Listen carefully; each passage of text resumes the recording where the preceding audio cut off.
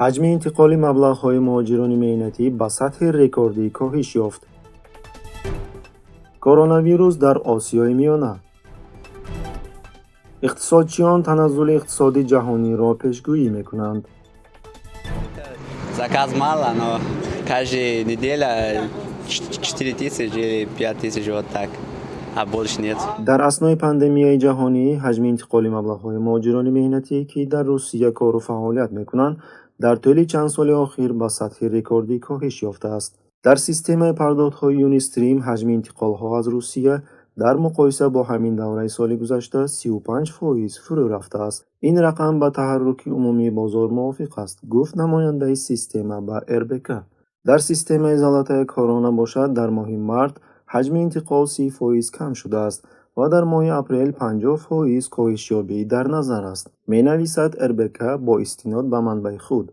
در زلطه کرونا فروروی ترافیک را تصدیق کردند. پاندمی، بستن سرحدها، بازداشتن کارخانه‌های سودا و خدمت‌رسانی به کاهش یافتن حجم انتقال پول تأثیر رساندند. به گفته او این دوره آغاز موسم کاری برای مهاجران است. محض در این دوره اکثریت مهاجران برای کار کردن پول برمیگردند. پاندمی این وضع را به طور جدی اصلاح خواهد کرد و کاهش یابی حجم از این وضع به وجود خواهد آمد، گفت او.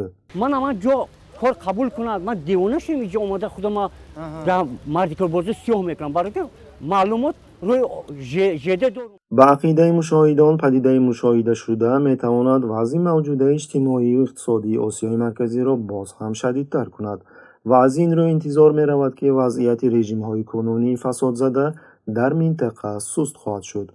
آماده نبودن حد اقلی 100 کت نو و خرید دیگر موادهای نیاز اولیه برای مقاومت با پاندمی.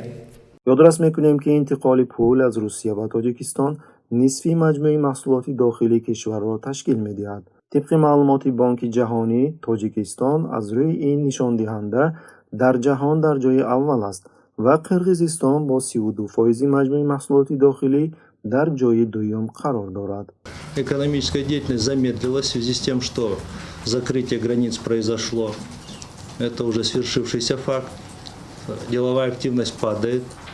Денежные переводы по январю месяцу 2020 года на 14% тоже снизились.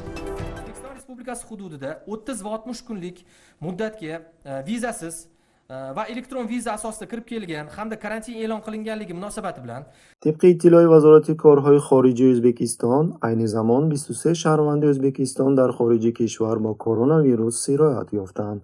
از اینها در استریا 1، ارمنستان 1، ایالات متحده آمریکا 10، امارات متحده عرب 1، جمهوری کره 1، پاکستان 5، روسیه 1، تایلند 1، قزاقستان 2. 3 نفر آنها علاقه وفات کردند. ایالات متحده آمریکا. در نوبت خود طبق معلومات 6 اپریل شماره مبتلایان به کسلی مذکور در داخل ازبکستان 397 نفر را تشکیل می‌کند.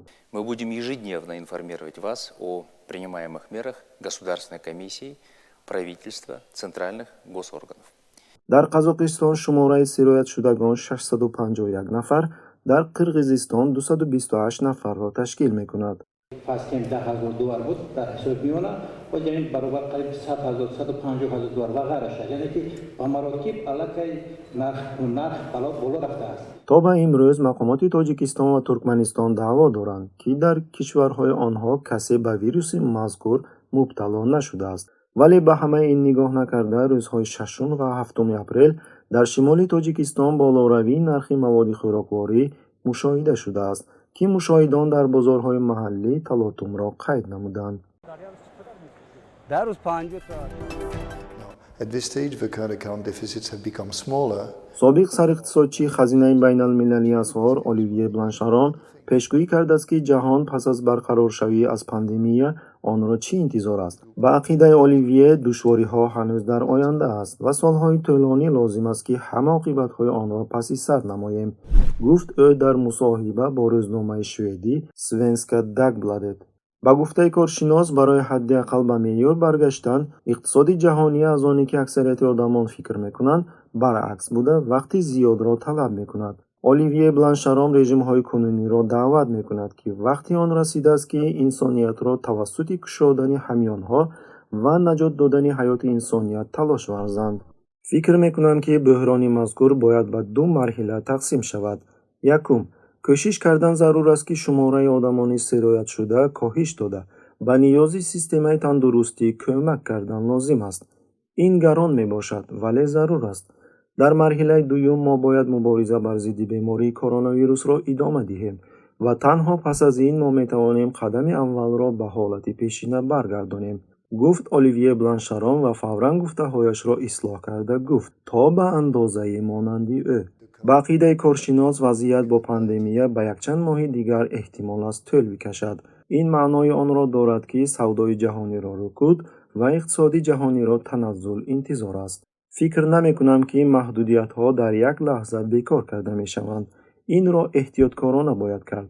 аз эҳтимол дур нест ки пас аз он ки мақомотҳо баъзе маҳдудиятҳоро аз байн бардоранд, шумораи сироятшудагон афзоиш хоҳад ёфт ва онҳо боз дубора баргардонида мешаванд, мегӯяд коршинос.